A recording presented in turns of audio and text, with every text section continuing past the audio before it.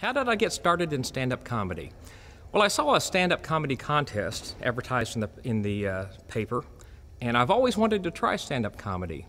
And I went, and to my surprise, I won. My first time on stage was exhilarating and absolutely terrifying. It was terrifying because I've been a musician all of my life, and I'm used to being on stage with a guitar in front of me or sitting at a piano, so I always had something between me and the audience. Suddenly I was up there with nothing but me and my words, and that was terrifying. I like to think that I'm kind of understated. I'm not a physical comedian. I'm old and fat and slow, so I don't move around the stage very well, so I have to rely on my words and my experiences in life. What comics have inspired me? Bob Newhart, who is so understated but hilarious at the same time. Tim Conway, Groucho Marx. I'm a huge Jerry Seinfeld fan. What can you expect from me tonight? The unexpected. Hi, I'm Rick Garrett, and you're watching Who's Laughing Now?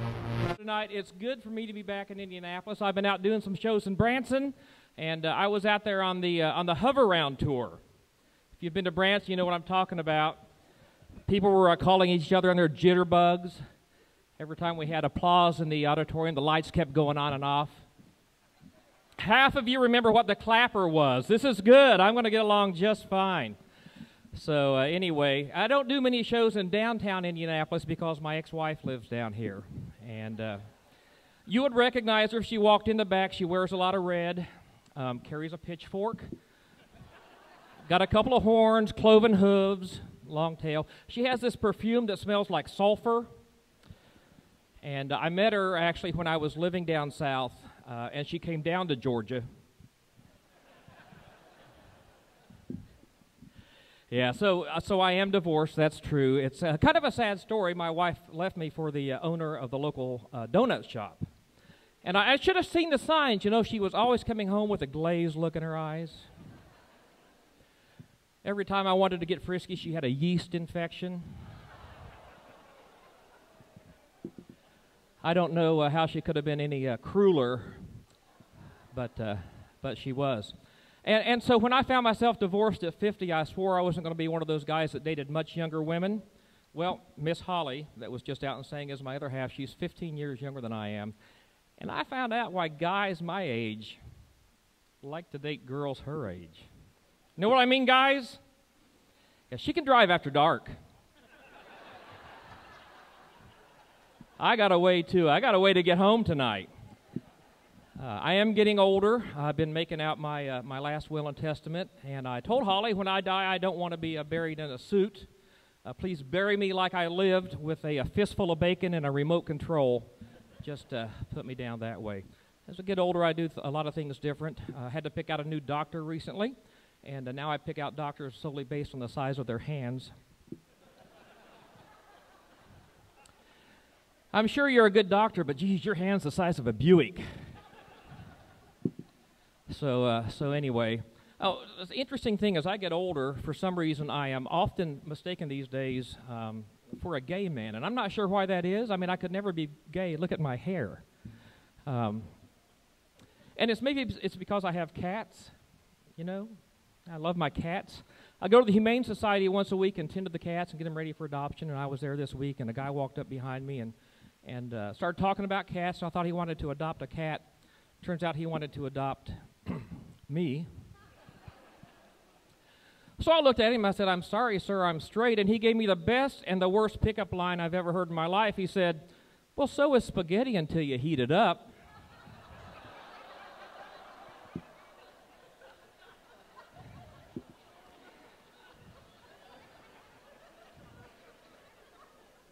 Have you actually seen what happens to spaghetti when you heat it up? All right, it is May in Indianapolis. What an exciting time to live in Indianapolis, huh? May, race month. This is a very special month for me. This month, Memorial Day weekend, I celebrate 38 years in music and comedy. I had my first job Memorial Day 1974, true story. I owe it all to the lady who gave me my very first job, those 38 years ago. Her name was Lola. She was a showgirl. Feathered ribbons in her hair and a dress cut down to there. Met her at this little place called the Copa. Copacabana. Believe it or not, it was the hottest spot north of Havana. And we were together for quite a few years, but we split up. But that's okay because we had joy, we had fun, we had seasons in the sun. But the wine and the song, like the seasons, have all gone. Bum, bum, bum, bum. See, I don't so much do comedy as just recite song lyrics.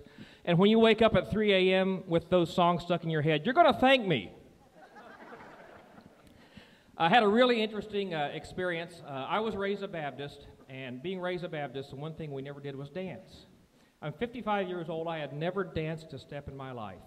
And a few weeks ago, Holly saw an ad in the paper about the 1940-style swing dance down in Fountain Square. Have you seen that? And she wanted to go, and so I said, sure, anything to keep you happy, and so I don't have to sleep on the couch. So I said, sure, I'd be glad to go. So I went to Google and looked up the Indianapolis Swingers Club.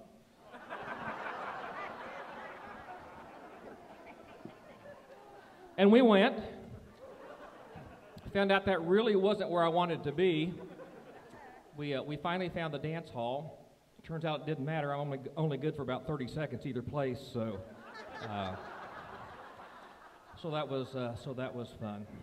A few years ago, I took my nephew for his 16th birthday on a hiking trip through the Great Smoky Mountains. We were going up to the top of Newfound Gap on the Appalachian Trail, and we were rounding a curve in the trail, and I looked up in the tree, and there was a little baby bear. About the cutest thing I'd ever seen. So I pulled a camera out of my backpack, and I started shooting pictures of this bear. And I heard something behind me, and I turned around, and what do you think was right behind me? Mama bear. I'm up in the mountains, miles from nowhere, stuck between Mama bear and her little baby, and Mama bear was not happy. Now, the survival books tell you if you're stuck between a mama bear and her cub, you do one of two things. You stand up real straight and you scream and yell and you wave your arms, or you fall over and play dead. But I'm here to tell you tonight, ladies and gentlemen, if you just stand there and void your bowels uncontrollably, you do not have to worry about a bear attack.